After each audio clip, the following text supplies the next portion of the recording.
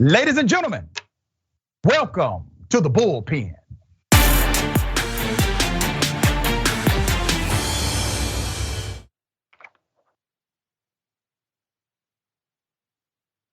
Fascinating. In the Bullpen today, we have Dr. James Rodgers, Republican congressional candidate for the 30th district in the state of Texas. He has a long and involved career in education as well as education leadership. We're glad to have the good doctor on the program. Dr. Rodgers, welcome to Indisputable. Pleasure to be here, absolutely. All right, today we're going to chop it up about school choice.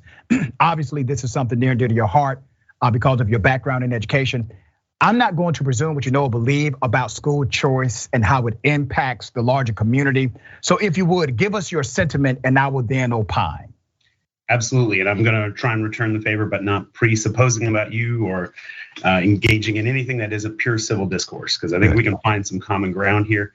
The current state of public education does not meet the modern and diverse needs of this country. That's just the plain truth. We have a Frankenstein system that is patched together from different eras that costs so much money to maintain that it takes away and drains money away from where it should be going, which is students and teachers.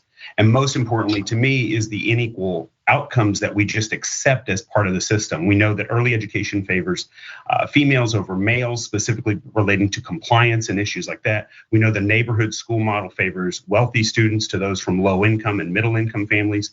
And we know that the college system with its diversity quotas actually hurts the minority community, specifically the African American community, while giving an advantage to the Asian community. And when you add these things up, if you're in two of those demographics even, you're in really bad shape. But if you're poor and a minority and a male, like you have had the deck stacked against you in a way. And I think that there's no way to improve schools without competition. I don't think that they have any incentive, and I've worked all over from the South Bronx to Florida to Texas and everywhere in between, a little internationally, and it's the same thing over and over. So let's chop it up. My second doctorate is actually in higher education reform, specifically how it relates to African American males and non-traditional students in higher ed.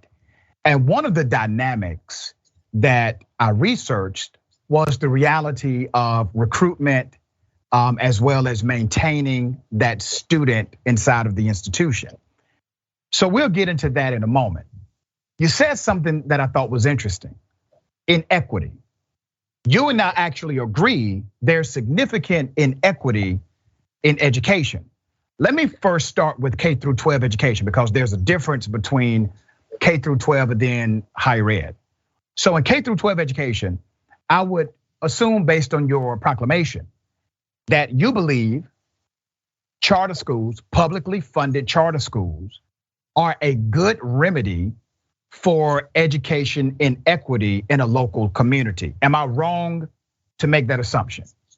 I wouldn't make that because it's a little broad, especially because charter schools vary depending on the state, and they vary on how much freedom they have. The example I'd use is KIPP used to be very constructivist behavior. So they're doing something that was different than the public schools. But as we've gone down the path of standardized assessment, and I think you know this with the high stakes testing, you get standardized instruction. And so if everybody is having to adhere to these bubble dot tests, and if everybody's funding models are the same, which is butts in seats till 10:30, bubble dot tests, and push every kid to college, they're all gonna end up emulating the same thing. So you do have some places that do a little more experimental. New York City is actually, where I used to work, allows for a lot more freedom than some of the red states actually do. And that's just an honest assessment of it. Yeah, and let me say this, brother, I'm not anti-choice, all right? Yeah. So I don't like standardized testing. I think they are culturally biased. I do not think you should teach a student to a test. I think you should teach them to curriculum and to life. I don't think our approach has benefited children.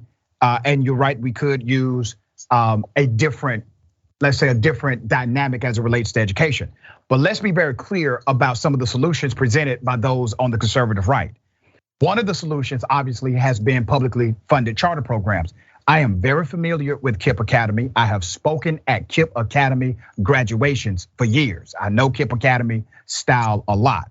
Now, the reason why KIPP is able to do some things that public education cannot. It's because KIPP Academy, they get to choose what students they keep. They get to choose what students they decide to teach. And when you have a system that says, we're going to regulate who can actually become a student here and who will not be allowed to be a student, you're going to have a different educational outcome than, let's say, your traditional K through 12 public educational system, because they do not have that same choice. For example, KIPP Academy can mandate parent participation. A regular public school is not able to mandate parent participation.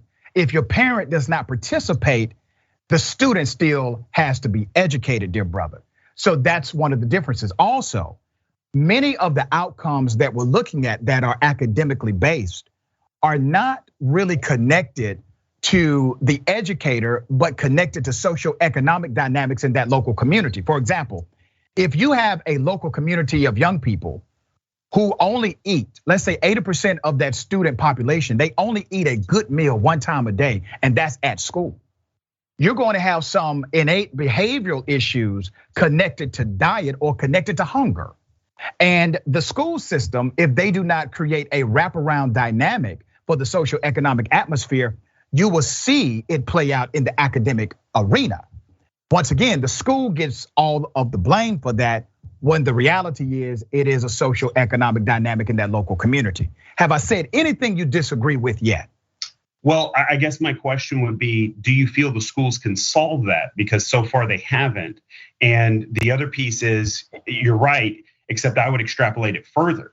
Okay. We have school choice in this country, but it's only for the wealthy. And so we're denying this whole group of the majority and those in most need access to that education. So KIPP should not be allowed to pick and choose any more than what I would pertain to is when you have different variations, whether it's child savings accounts, vouchers, whatever. I would want states to experiment with what's best, and definitely cities for their populations.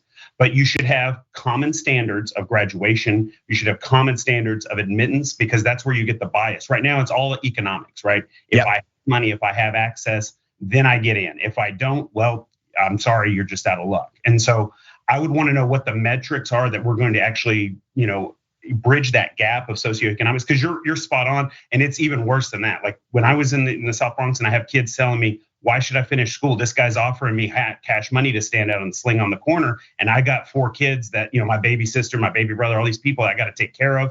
My mom's already working, all this stuff, and it's a heartbreaking reality that they don't really prepare you for in college. And there are all these different things that are impacting these students' lives. And that's why I'm saying we need more alternative education options and more options that go outside the mold, not like the traditionalist education approach. We're doing that. Why? We started that to avoid the Red Scare. We value math and science because of Sputnik. We do, all these, the factory model, we got that in the late 1800s, and we're still ringing bells. Kids are so different and more diverse today, and this big monolith of one size fits all, and this is my big pushback, can't react to those needs that you're talking about. I tell my college students that the reason they sit in chairs that are in lines, in rows, is because the old concept of teaching was a very factory-led dynamic, and they wanted to create individuals who all thought alike. And so I try to disrupt that kind of linear thinking, because I want disruption. I want you to become a conscientious disruptor as it relates to academics and professional life and policy and politics. So I get your point on that. And we actually agree on taking out the bias approach to charter education. I think that's actually one of the greatest failures of charter education. And it's used to highlight their success, is that they're able to legally discriminate. And when they can legally discriminate, they then give you numbers that seem, based on contrast, very different from the numbers of the K through 12 public school system. The problem with that design is that they get to pick and choose who comes to that charter system, which, as you have said, typically the ones who have the money, the ones who have the support, the ones who are already doing well get to take advantage of that system. But here's the biggest issue, even bigger than that, Dr. Rodgers, and I would love for you to answer it. The numbers, the math doesn't add up. The math does not add up. For example, let's say we have a school district, 10,000 students in the school district. You have publicly funded charter programs inside of that school district. That's called a parallel educational system. That parallel educational system takes money away from the existing budget of the already underfunded K through 12 public education, right? Here's the reality, brother. 100% of the students that need it can't take advantage of that system. So at best, you get 20%. In the districts that do it at the best, which DC is one of them, New York is another, you're at 15 to 20% of capacity. Meaning they don't have the budget, the infrastructure, the capacity, the ability to educate the vast majority of the students that are inside of the school system. So I present to you this question. If it's not a solution for all students, is it a solution for our students at all?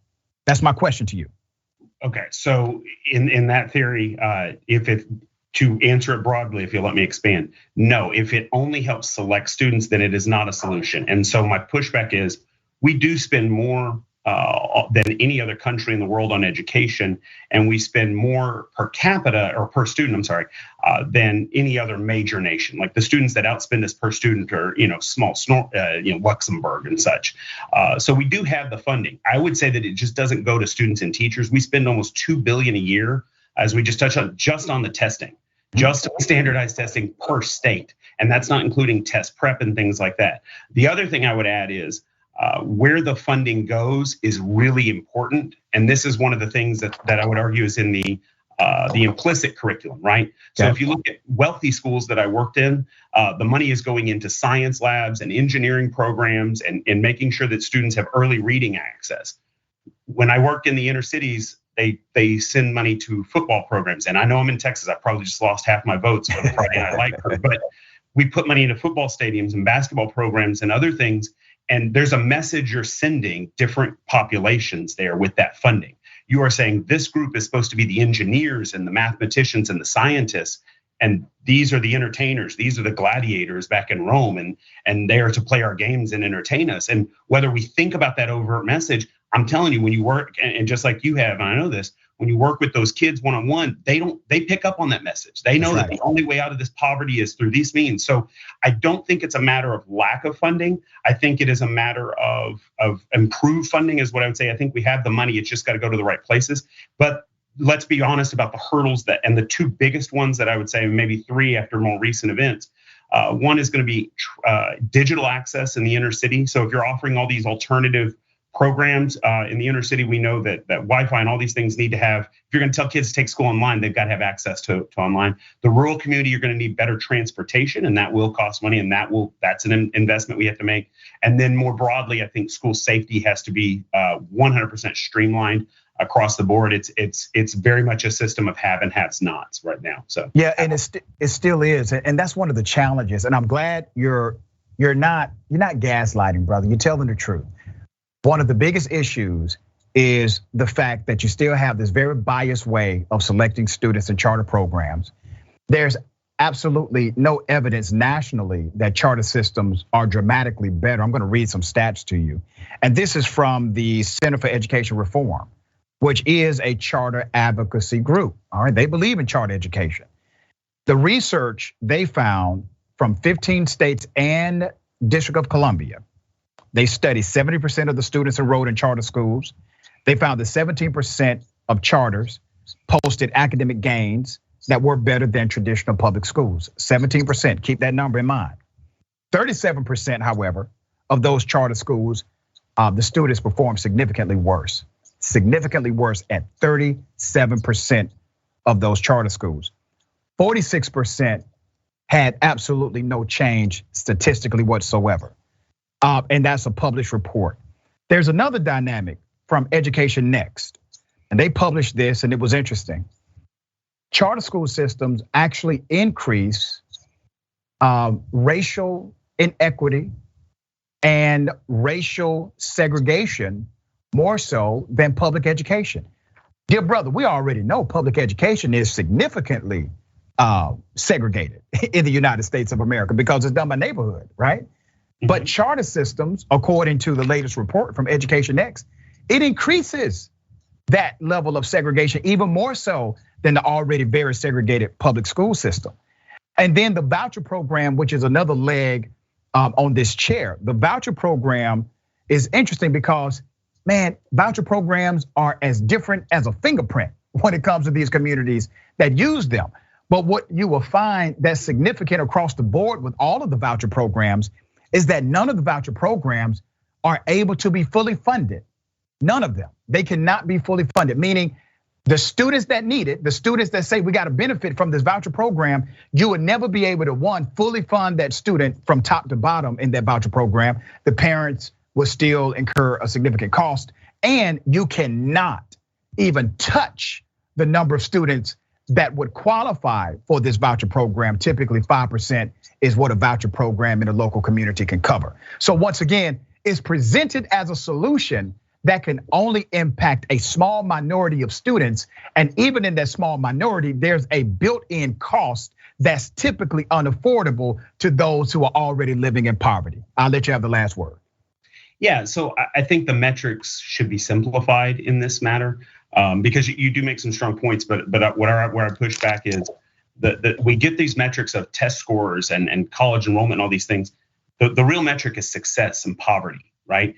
If a school is telling me that, oh yeah, it's an A school system, but it's been a 1 in 5 poverty rate for 5 generations, I'm sorry, it's not a good school. It's not an A school, okay? And the other piece I would say is that beyond the metrics, as far as spending, I would open up just beyond the charter schools and look at, private schools, homeschools, all these other ones, because the real metric is if the wealthy and the elite are able to choose and are able to go to these schools, and they do, then that's what our poorest, that's what our most disadvantaged, that's what our most vulnerable should also have access to. I agree, it has to be universal access. All right, and listen, I'm not anti-choice. I agree with you on much of the stuff you've said, not all of it. But once again, we're talking about an individual dynamic versus a policy dynamic. If you're telling me that the solution for an individual family is to give them a voucher, to have them go to another institution that is government funded, you're taking away money from an already underfunded system that desperately needs that money in order to survive. I don't see how that becomes your end all solution. To me, that's not even a Band-Aid. To me, that actually creates a worse problem for the public educational systems, while maybe helping a family migrate to another school, and based on the statistics are likely not to even succeed better in the other institution than the previous one based on the data. Well, the pushback there again, Netflix didn't defund Blockbuster. We shouldn't defund obsolescence. If the school's not working for that family, let that family get out. But there are hurdles. You have to get access and information to these families. So they have a fair shot at choosing and knowing what they're getting. And then the big one is transparency. I think we have to have more transparency, openness, what's in the hidden curriculum, what's in the null curriculum, all these things that have been hidden by gatekeepers for a long time. That's how you make good choices. Yeah, we both agree that standardized testing is a racket. We both agree that education, K through 12, has to be reformed. I'm a reformist in education personally, and I agree that you definitely submitted a good faith debate today, my friend. Thank you so much, Dr. Rodgers. Thank you for having me.